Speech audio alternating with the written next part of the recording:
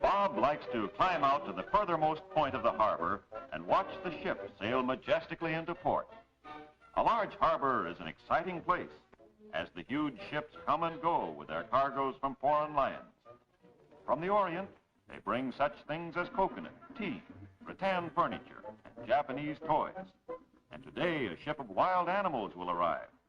Trains are on hand at the docks to carry the cargo to inland points.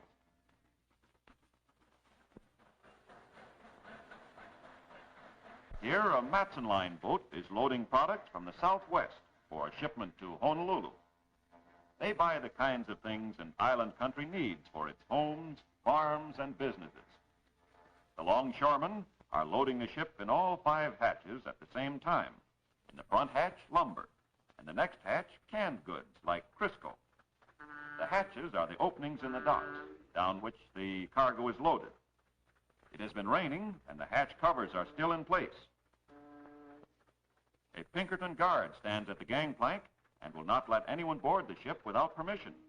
Bob is lucky because Mr. Turner, the warehouse manager, is a friend of his and has promised to take him on board to see the loading. Men at sea take pride in their ship and keep it spotlessly clean.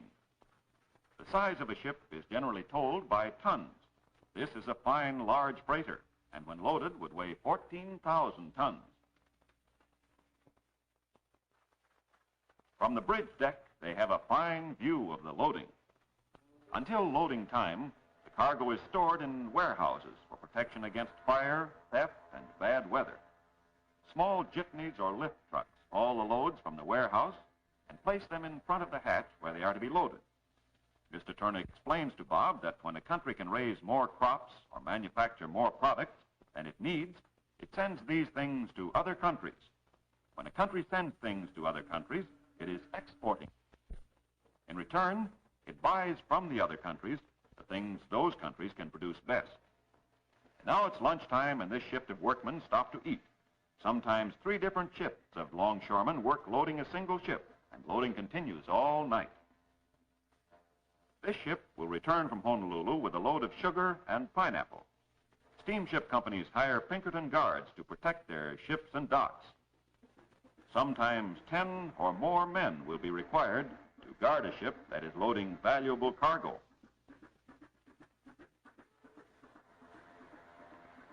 Bob thanks Mr. Turner and the guards, and with a last look at the beautiful ship, makes his way carefully across the busy pier.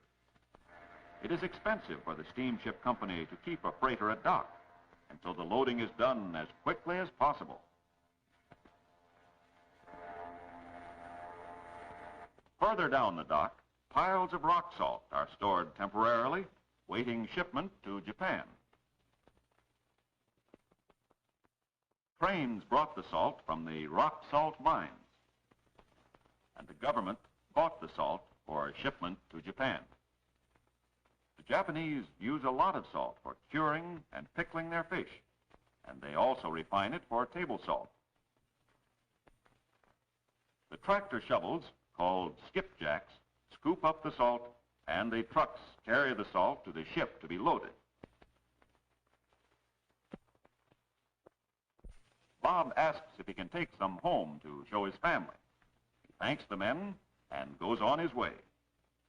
Further down the dock, the President Grant lies at anchor. She just arrived from the Orient with an exciting cargo of wild animals. In fact, the first wild animals that have been imported from Siam in 8 years. Bob admires the beautiful sweep of the bow of the ship. She is about 500 feet long and 70 feet wide. The President boats belong to the American President Line. Every 2 weeks, ships from this line leave for a trip around the world. They carry both freight and passengers. Mr. Chapman shows Bob the list of animals that are due to arrive. 2,500 animals, birds, and snakes from Siam. Mr. Chapman is a checker for the steamship company and keeps track of each load of animals to be sure the correct number arrive. A crate of honey bears.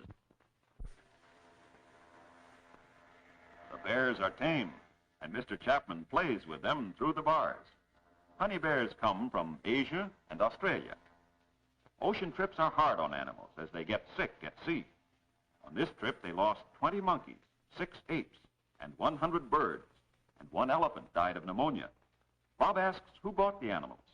Some will go to zoos, some to circuses, and some to the companies that buy and sell wild animals.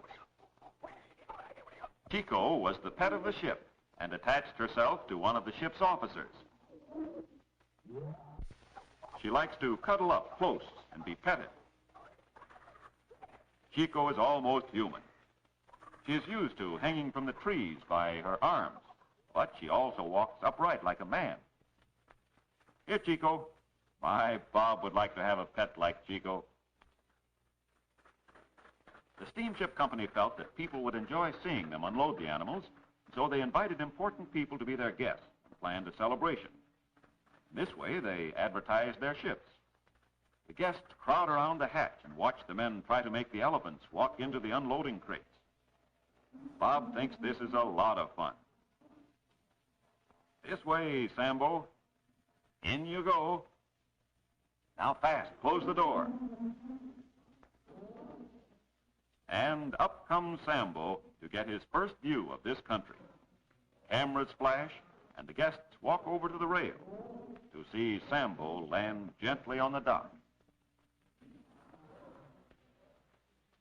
The steamship company has invited Sabu, the elephant boy, and 2 actresses to welcome the elephants.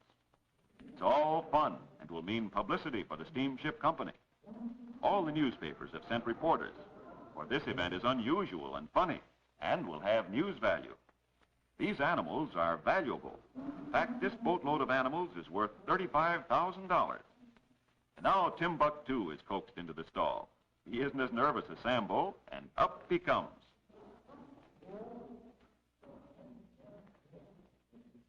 Timbuktu carries his trunk with him when traveling. He is a valuable elephant and will sell for $4,000. Timbuktu comes peacefully out of his stall to take a look at his new American friends. Why, it wasn't so bad after all. On the warehouse balcony, a class of school children watched the unloading.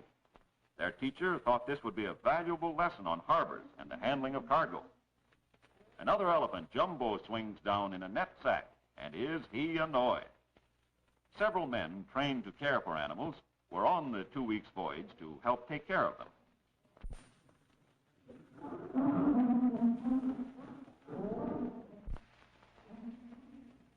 The elephants seem relieved to have their feet on solid ground and are glad to pose with Sabu and the actresses for the photographers. The newspaper men quickly take their pictures. Each man tries to get the best story for his paper.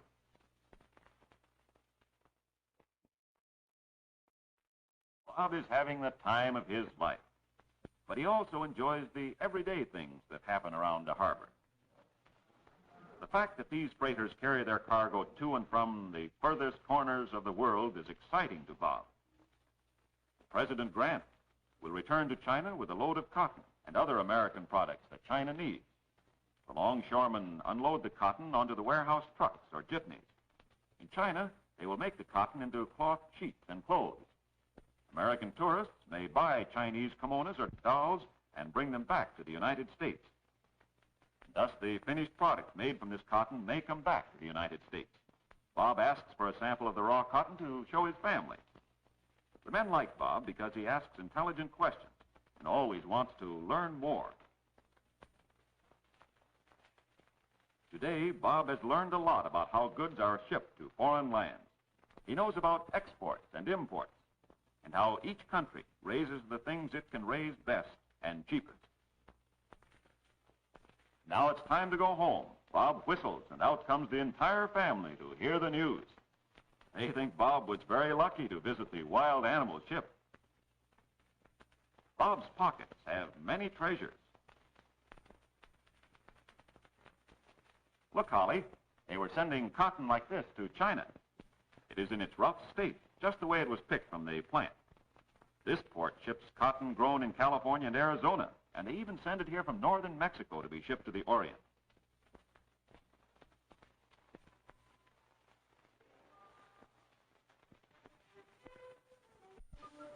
And look, Holly, I picked the salt up on the dock. It is rough like this before it goes through a plant and is refined for the table. Holly thinks everything Brother Bob does is just about right. Mother, the man said I could come again. May I go next Saturday? Well, goodbye, Bob. Happy memories of monkeys, bears, elephants, Chinese doll dresses, rice, and everything nice.